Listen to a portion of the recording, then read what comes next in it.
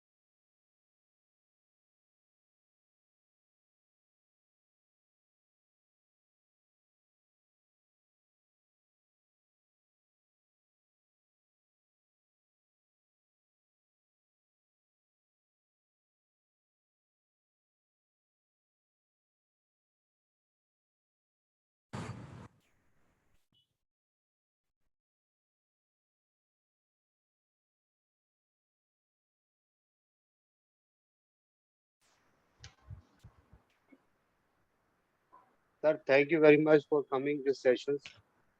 First of all, I want to introduce our resource person, Dr. Vimal Kumar. Good evening, ladies and gentlemen. It is my pleasure to introduce our esteemed guest speaker today, Dr. Vimal Kumar. He is the library professional working with the Mahatma Gandhi University, Kottayam District, Kerala State, India. He shows interest in observing change in scholarly communications, open access, and the free software movement. His Koha Geek blog, kohageek.blogspot.in, is the popular among the library professionals. He serves as the live DVD manager for the Koha version 3.12 project. He has earned a bachelor degree in communicative English from Mahatma Gandhi University, master's degree in library information science from University of Kerala, and PG diploma in computer applications and UCNet. He has finished his PhD and information science from the Mahatma Gandhi University. He has written about the free software for publications, 11 journal articles, 6 books published, 4 books edited, and 10 books chapters, 40 conferences paper in his account. Today, he will be sharing his knowledge and insight on Koha Library Management System. We are incredible fortunate to have him with us, and I am confident that he will provide us with valuable information and perspective on Koha. Please join me. Welcome Dr. Vimal Kumar, sir from Mahatma Gandhi University, Kerala. In this training program, we will discuss various aspects of Koha library management system. Without taking more time, I request Dr. Vimal Kumar, please start. Sir, over to you, sir. Thank you, sir. Thank you.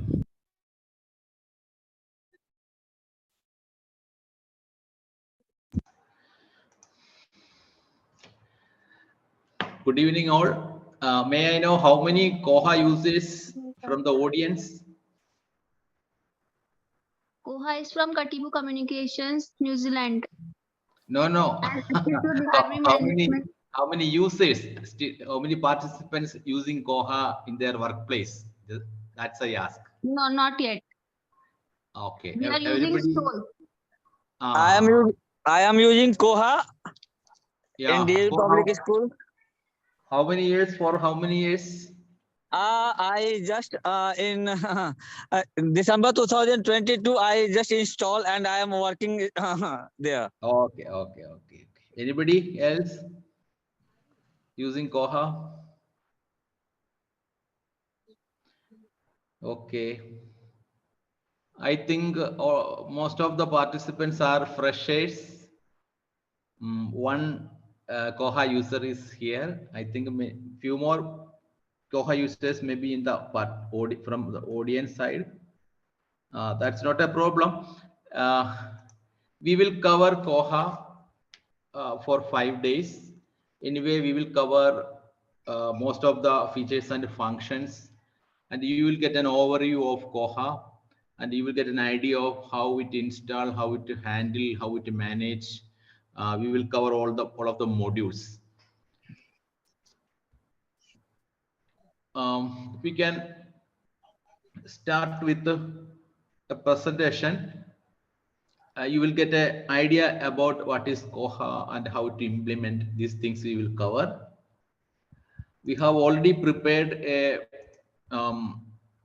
live instance of Koha for everybody. Anyway, first I will try to give you an overview of Koha. After that, we can go into hands-on training.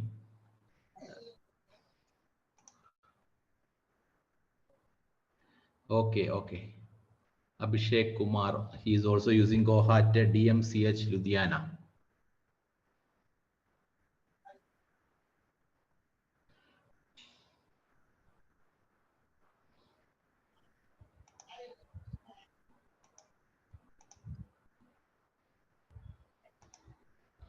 Rafiq sir, I am not able to share the screen.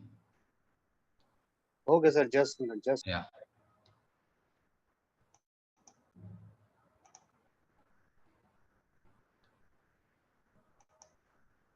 Yes, sir. Proceed, sir. Oh, thank you.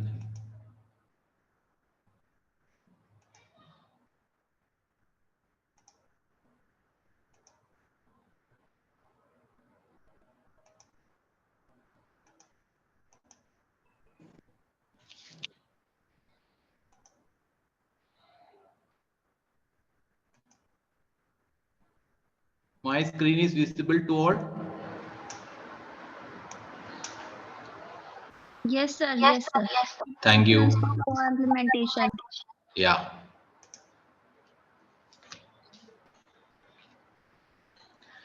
On the way, you can, if you find any queries or doubts, you can ask anytime, no problem. Anybody have tried to install Koha yourself?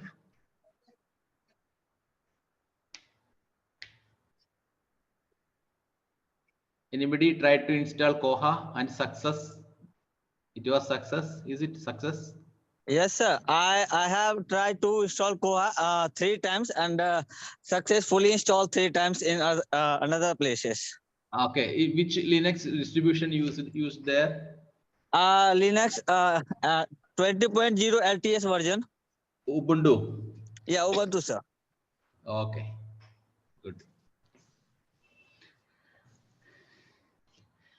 Okay, we will learn about free and open source software, its basic concept, what are the software requirements for Koha, then hardware requirements. Suppose your library is going to install Koha, if we want to purchase hardware, computer and other accessories, we have to know something to select the hardware and prepare the specification. Then what are the skill sets required for Koha maintenance?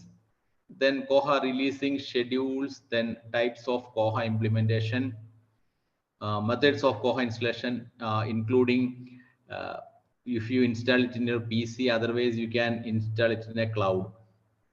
I will also show you how to install it in a cloud. How to update with the changes in Koha. A lot of things changes day by day. We have to keep in touch with these changes. Otherwise, we will wash away from the scene. So various channels available to learn the latest developments in Koha.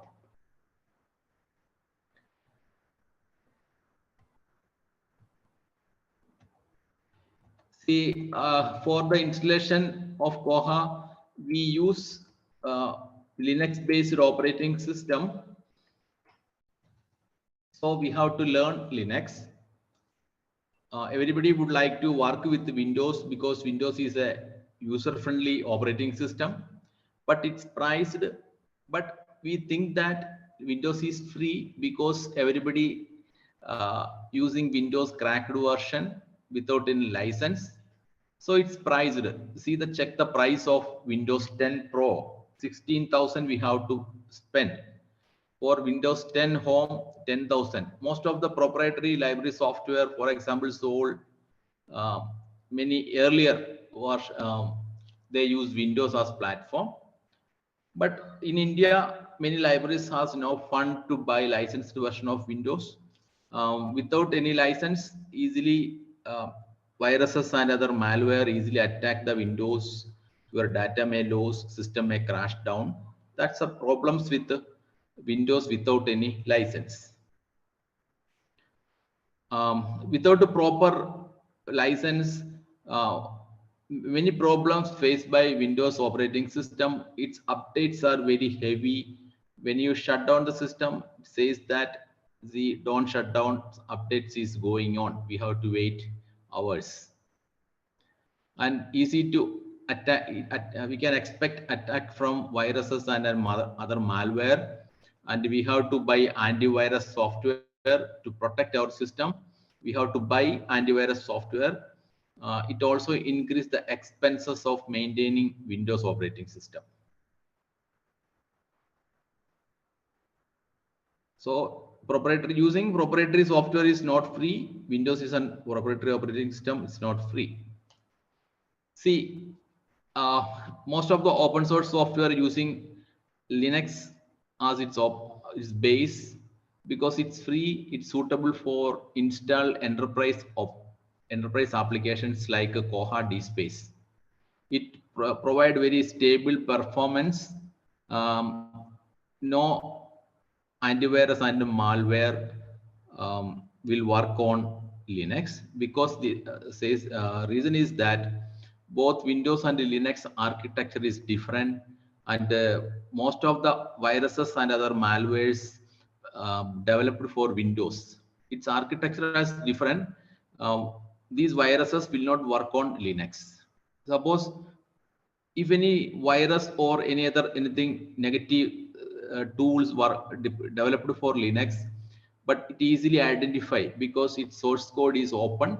Thousands of developers look on the source code changes. It's very difficult to intrude into Linux operating system source code. They will easily identify it and remove it. Anyway, learning Linux and open source, Linux based operating system and open source applications is it's a challenge, not challenging. It's a curious thing. I mean, everybody is curious to learn these things. But we have a lot of groups, learning groups there, learning materials available in web. Day by day, we get more curiosity and we can learn a lot of things. Anyway, with the Windows, its source code is closed. No opportunity to learn inside things in Windows. Okay, in Linux, you can become a root user or administrator. In the case of Windows, you are a mere user, an ordinary user. You cannot log in as a root user. Microsoft does not allow to enter into the operating system as a administrator. But in the case of Linux, you will get the administrative power. You can do anything. You have the chance to learn deep inside the system and learn everything. See, Linux is an operating system. Actually, Linux is a kernel of the operating system. Actually, this kernel developed by Linus Torvald. This kernel made use by hundreds of Linux based operating system. So Ubuntu is a Linux based operating system. Linux kernel made use by Ubuntu and other Linux distributions or Linux flavor. Actually, Linux is not an operating system, it's a kernel. Kernel is a important component, or we can consider it as a heart of the any operating system. Linux is the name of a kernel, open source kernel. I will tell you what's the purpose of the kernel. For example, suppose you are watching a movie in your laptop or computer, and if you press button for increase the speaker volume, this instruction send it to the kernel. The kernel instruct the operating system to increase the volume. Suppose if we send a document for printing, first it is send the instruction to the kernel. The kernel instruct the printer to take a printout. That's the function of a kernel inside an operating system. Linux is such a component. Linux is a operating system kernel, and many operating systems may adopt this Linux kernel for operating system development. Ubuntu is an example of a Linux-based operating system. Am I audible?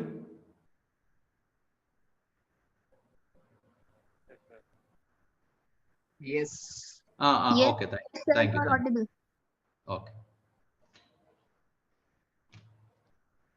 See, this is the timeline of Linux-based operating system. 1985, Richard Stallman initiated a project to build a free operating system. That project is called GNU. At that time, Unix was the popular operating system in computer world, but Unix was not free. It was a proprietary operating system. It's licensed with someone. If we want to use Unix, we have to take the permission from the company. And he confronted some problems with the Unix. He decided to start the development of a new operating system free. He started the project, and many people joined with him. They started to build an operating system. But in certain contexts, they're successful, but in the effort of build a kernel, they failed. Okay, their project stalled. In 1991, in Finland, there is a computer student called Linus Torvald. He prepared a kernel. He write down program for kernel, and he published it in internet, and give away free of cost, and ask others to make use it, and invite others to improve it. Then many operating system projects borrowed the kernel developed by Linus Torvald to build an operating system. For example, GNU Linux, they borrowed Linux kernel, and their operating system is called GNU Linux. Linux is the kernel, GNU is another project. See, there is a license also emerged, that is GNU GPL, General Public License. The license prepared for the free distribution of the software source code. This GNU General Public is the source license make use by the software projects to distribute it free of cost. In 1993, one of the earliest Linux-based operating system released, that is called Debian. Koha is very suitable to install it on Debian operating system. Actually, Koha developed on Debian. Then Red Hat, that's the first commercial Linux. They give some commercial support to maintain server and Red Hat operating system, and the users has to pay them money for their support. Then many Linux operating system arrived in 2004. There is the emerging of Ubuntu operating system. The release of Ubuntu operating system is a revolution. It was a very user-friendly Linux operating system. The main aim of the operating system is that give away this operating system for the general public for home use. Earlier, Linux-based operating systems are not user-friendly, very difficult for home use. But Ubuntu was very friendly. It can work well with desktop and laptop. Even home use, it's very easy to work. Better than it looks like Windows. It's very close to Windows operating system in the case of user friendliness. See, 2008 Android operating system released. Actually, Android operating system is an operating system developed for mobile phone, smartphones. This is the same Android operating system. You made use Linux kernel for building operating system for smartphones. See, Raspberry Pi, that's a single board computers. They also, that's a single board computer means everything printed on a single board. Same like an ATM card, very small one, embedded storage processor, everything in a single board, same like a ATM card. They also use a Linux-based operating system. For example, there is a different edition of Debian-based operating system for this Raspberry Pi that's called Raspbian. Okay, this is a timeline of Linux-based operating systems. See, open source and free software. We hear about open source and free software every day, and we think that both are same. It's not true. See, open source and free software is a different initiative. Their common aim is that develop free software and distribute, but they have some ideological differences. Actually, open source and free software is different in terms. Open source is a development technique. For example, suppose a company want to start a software project, but company have very few staff. They cannot accommodate hundreds of programmers. These software need a lot of manpower to develop the software. Okay, say the technique is that they start the initiative and they build the initial programming things and publish it as an open source software in internet. More people attract to the project and they start to work with the software. They change the source code, they take part in source code development. More people work as a volunteer. The final result is a better software. And many software companies apply this method as a method for software development. Okay, Sun, Apple, Netscape, they follow this open source model. Their aim is that with the help of others, they build a software. One version they make available free of cost. Other version they sell it as a proprietary software. I will tell you a good example. The next slide. What is open source? The difference between both initiative. Free software is a political philosophy. It's a social movement. They also works for free software and free distribution of the software without any commercial motive. Open source has their own commercial motive, but they also distribute free software. Okay, open source initiative lead by Eric Raymond. Open source initiative, Free Software Foundation, earlier lead by Richard M. Stallman. I will tell you a good example of the difference between open source and free software. I think we are familiar with the Chrome browser. It's very familiar among net users. Chrome is the product of Google. Actually, Chrome is not a free software. It's a proprietary software of Google. See, you have heard about Chromium software. Chromium software is the open source version of Chrome. It's a community edition. It started by Google. Okay, this is an open source software. Its source code is public. Lot of people working on it. Okay, Google is the lead software developer. They frequently work on the software development. Using the same source code, they build Chrome.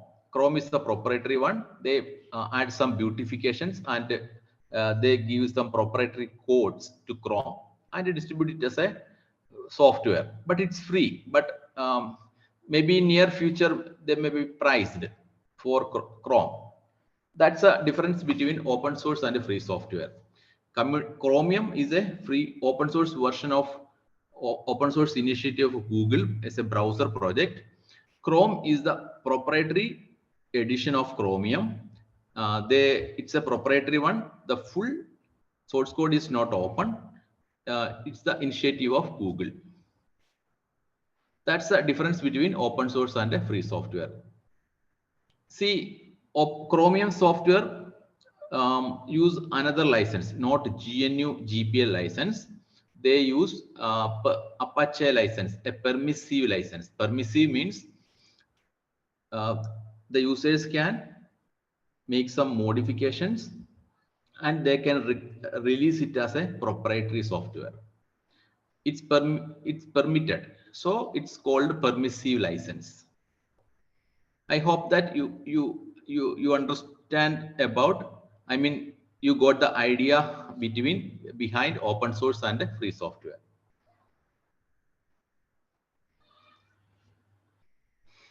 Okay, why we need to learn Linux-based operating system? Linux-based operating system, especially librarians, I think we need to learn Linux-based operating system. The reason is that most libraries are extensively using open source software or free software. These softwares developed for running on suitable to install it on Linux-based operating system. So we forced to learn this Linux-based operating system. Some other reasons also there why we need to learn Linux. See, first is it's a zero cost of software acquisition. Linux-based operating systems are free. Ubuntu is free, Debian is free, then Fedora is free. No need to invest in the price. Then this operating system is suitable for personal and enterprise use. You can install it on your laptop, you can install it on your desktop, no problem.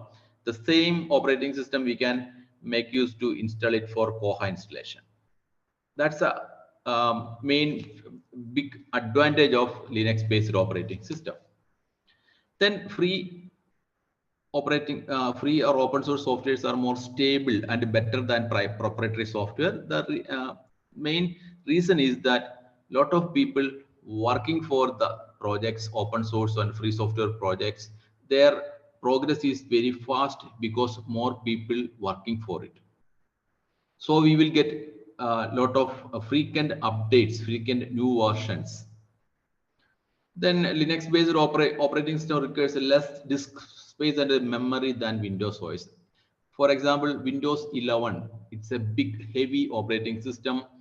You need minimum 8 GB RAM and minimum i3 10 to 12th edition to work smooth on any desktop.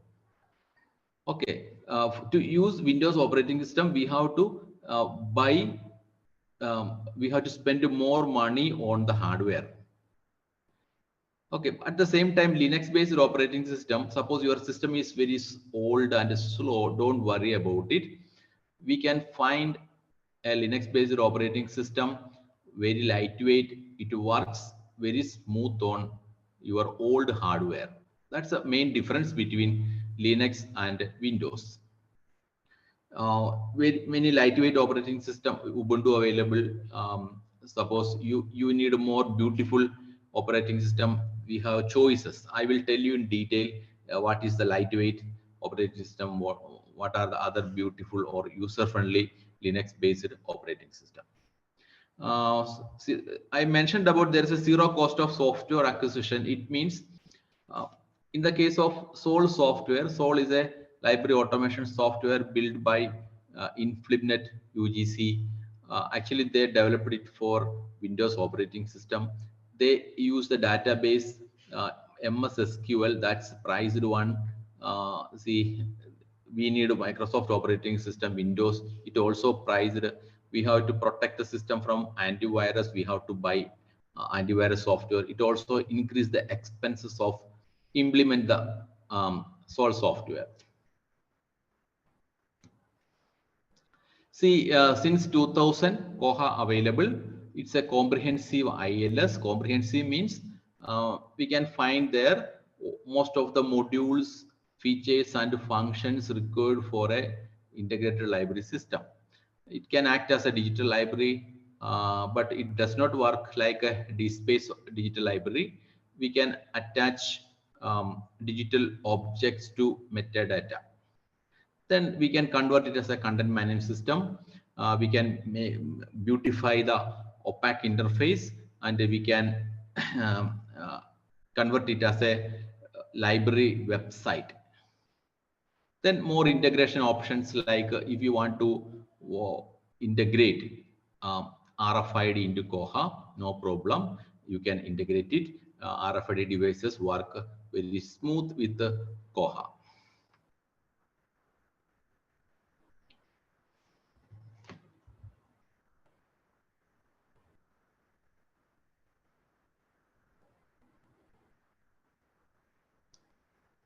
See, Koha implementation, different context we have to approach, we have to apply different methods to install Koha.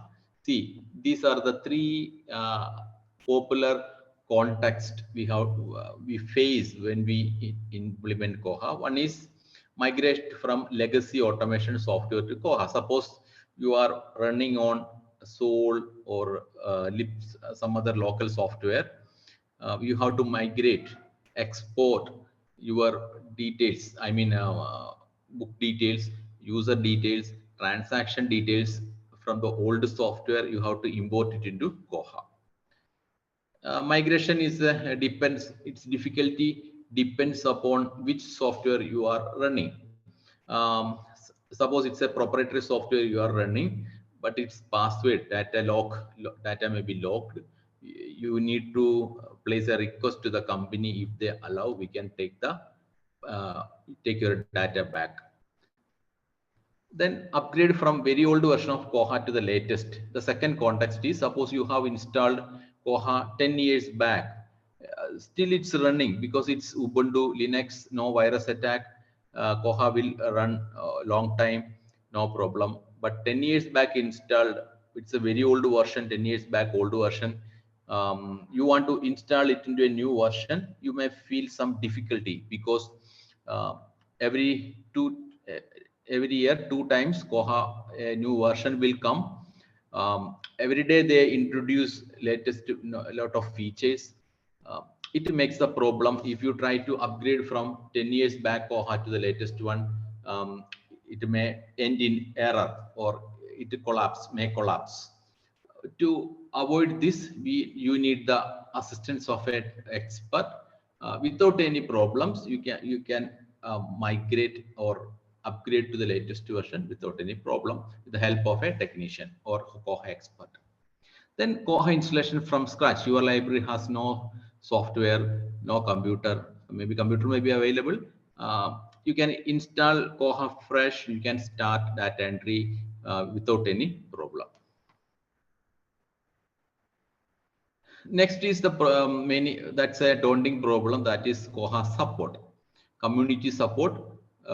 Community support means the developers and other volunteers, they provide documentation. For example, you want to install Koha on Ubuntu operating system, you can find an installation manual at their website.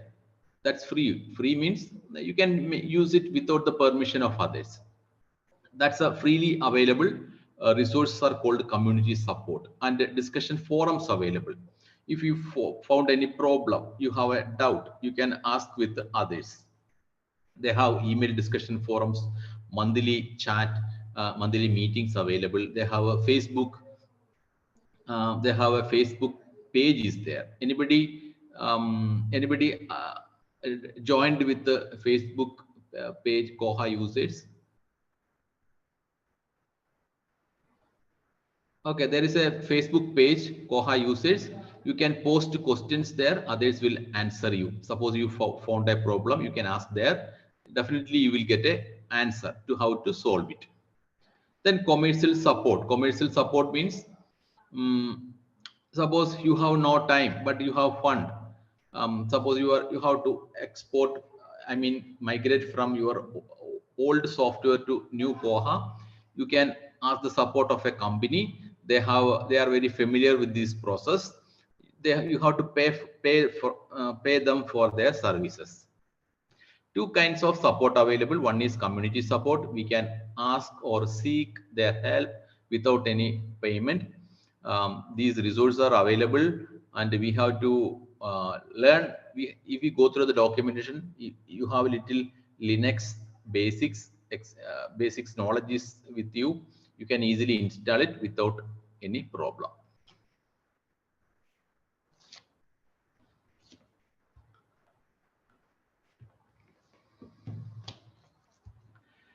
See, check what are the technical requirements. Technical requirements to install Koha. First is a Debian or Ubuntu based Linux operating system.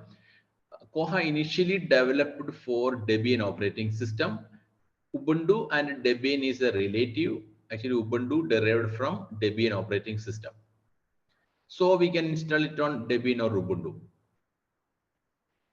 Then next component required for Koha installation is MariaDB. That's a database, otherwise MySQL. Both are free database. I mean free relational database management system, where Koha data stored. Suppose we add a book details into Koha, this information stored in MariaDB database. It organized there. Same like transaction details and user details stored in the database. Next is Apache web server. Web server means a tool, software tool, which serve the software component into internet. Koha is a web-based software. It looks like a website. So to serve it in internet or a network, a component called web server is required. Here we use Apache web server. Then Perl. Koha written in Perl programming language. It's an old programming language. PHP is very popular. At that time, PHP was not there. So they made use Perl programming language to build Koha. The final component is many other minute components they made use to build Koha, but one of the prominent component is Zebra or Elasticsearch. This is search engine. Zebra is a search engine. Elasticsearch is a search engine. The main role of this search engine in Koha is that okay, someone search for a book details, it search in the database and fetch or take back or retrieve book details to the user. That's the purpose of search engine. Zebra is a third-party search engine, open source one. It's free. Two choices: either we can use Zebra by default, Zebra available when we install Koha. Otherwise, we can use Elasticsearch. I think you are familiar with the DSpace, and with the DSpace, Zolar search engine is using. Same like Solar, Elasticsearch engine is another search engine. The very good search engine. It has a capability to search full text documents. Elasticsearch is better than Zebra in performance. In near future, we can expect Elasticsearch as the default search engine with Koha. And a lot of Koha plugins available. Plugins means some extension programs which provide different kinds of features. For example, you want to display book cover flow on the OPAC. For that purpose, you have to install a plugin. That feature not available by default with the Koha. If you want it, you have to download that plugin and install on Koha. That's called plugins. Various purpose, hundreds of plugins. I mean, hundreds of plugins available for various Koha purposes. They have a dedicated page to list out these plugins.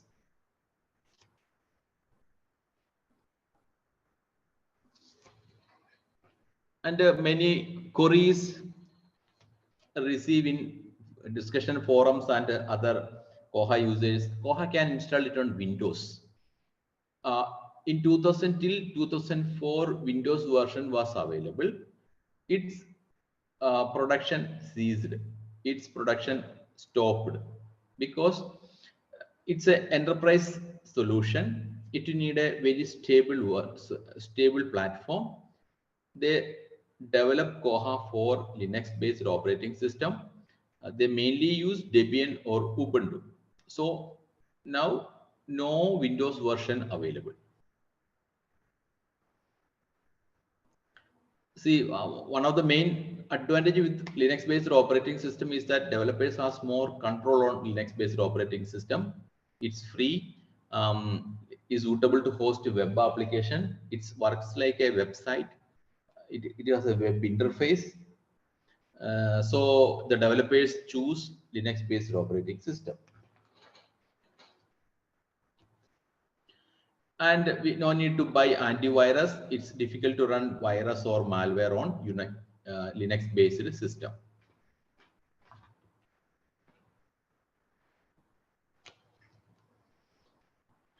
Okay, what are the skill set required to install and maintain Koha? We are library professionals and we are not programmers and sysadmins. We have a very less computer proficiency.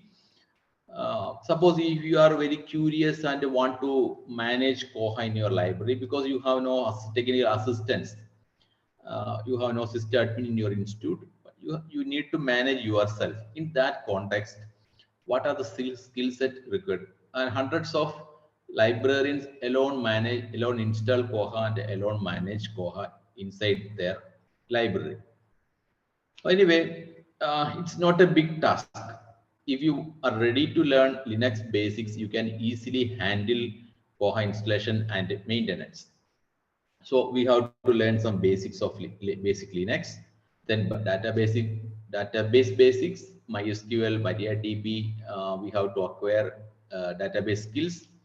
Then we have an idea of computer networking. Then we need to keep in touch with the latest updates. See, Koha receive a lot of changes.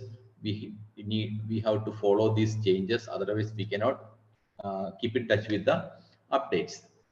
Then copy paste skills. This is very necessary. Suppose most of the things available on web as commands, you have to copy the commands, apply it on the next terminal to run it. And a lot of curiosity. This is very necessary.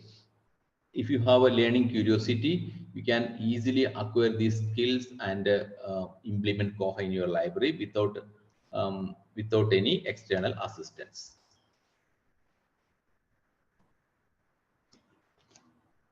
What are the Linux basics we have to learn? One is we have to learn open files using text editor. Not like Windows. Suppose we want to make any changes in configuration files, everything stored in C program files. Just double click on the server and open any file and make changes, save and close it. But Linux does not allow. We have to apply commands to open a particular file and make changes. This is a skill set. You have to learn it, otherwise you cannot open and make changes in a file. See there, sudo mousepad. There is a file location is there. Mousepad is a text editor. Sources.list will open in that text editor. We can make changes. That's a command to open that system file. We cannot simply open it, double click and make changes. It will not work. Then copy and move files and folders from one place to another place. Not like Windows, you cannot just copy using mouse pointer and move it to another folder. Does not work in Linux. We have to apply the command to move files and folders from one place to another place. Then cron job for scheduled jobs. Cron job is a mechanism available with the Linux operating system. For example, backup. You want a daily backup. Your library closes at 6 p.m. You can set a timing for taking database backup.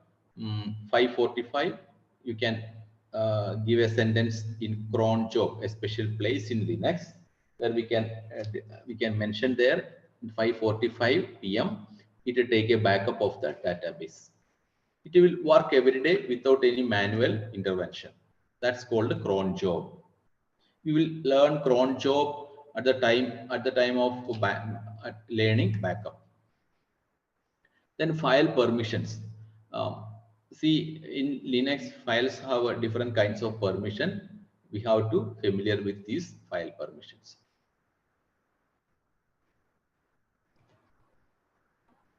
Chon, chmod, these are the commands to define the permission, who can open and who can make changes, and we can assign each person who's their role to modify, make changes of the file. Then Debian and Ubuntu we make use for install Koha. Debian and Ubuntu is a kind of Linux-based operating system. It has their own features, so it has some special commands. For example, sudo. Sudo means super user do. That's a command to get administrative tasks. For example, suppose you want to delete a folder or file, we have to add a sudo command. Then only you get the power to delete that folder. Then another package management system using with the Linux operating system is the apt. Apt means a special package management system for Debian, APT, advanced package management tool. It means in Windows, suppose you want to install a particular software, you have to download the exe file from the software website and double click on it. It will open and install the system. Okay, we are familiar with that process. But in the case of Debian or Ubuntu, the file format is .deb. Instead of .exe, here .deb. Packages in the format of deb. We have to install it either by command, otherwise double click it. That is package management in Debian. Suppose you want to install TeamViewer or any desk on your Ubuntu system, you have to visit their website, download the .deb file and install it. Then database management system. See, every data stored in database management system. Koha uses MariaDB. Data organized in the database management system. See, we have to familiar with the system. I mean, in which method these things are organized in the database. For example, in tables, rows, columns, these data are stored. Then database backup and restore. Everything stored in a database, we can take the backup. Suppose your system crash, we can restore from the backup. As a security measure, you have to take the backup. Okay. Then see, actually this MySQL database system managed using command. It may feel difficult for the beginners. To ease its functions, we can make use a front end called PHP MyAdmin. Okay, we can easily, using PHP MyAdmin, we can easily manage the database things in database. Then SQL query, data book details stored in the database, user details stored in database. In certain context, we have to fetch or display the results from the database. For example, for NAC visit, you want the entire book list from the database. We have to build the book list using SQL query. Query means a language to interact with the database and fetch desired data and organize it in a specific manner. Anyway, we will go through these things in the coming sessions.